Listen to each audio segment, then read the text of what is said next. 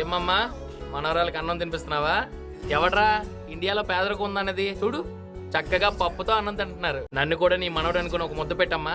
పెడతానయ్యా. ఆగండి ఆగండి. ఏయ్ మేడం చెప్పి మంచిగా వండించావా? వండించాను సార్. ఇది పెట్టానమ్మా. ఒక నిమిషం. ఏయ్ క్లోజ్ పెట్టుకో.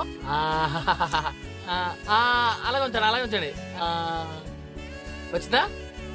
ఓకే ఓకే అమ్మా. బామ్మ ఈ గుడిసెలో ఉన్న మీరు హ్యాపీగా ఉండాలంటే నాకు ఓటేసి గెలిపించండి. అట్టాగేనయ్యా. ఎరా మనం గెలిచిన తర్వాత ఈ గుడిసె మీద 2 కవర్లు వేయించండి. అమ్మా బొట్టు పెట్టి ఆశీర్వదించమ్మా. ఎలా ఉంటున్నారు ఈ మురికివాడలో? కానీ వీళ్ళు ఎక్కడ ఉంటేనే మనం అక్కడ ఉంటాం. అంతే సార్. మురికివాడలే మనకి మేడలు. పదండి. నాయనమ్మ ఎవరు వాళ్ళు? దసరా యాసగాళ్ళమ్మా. ప్రతి సంవత్సరం వస్తారా?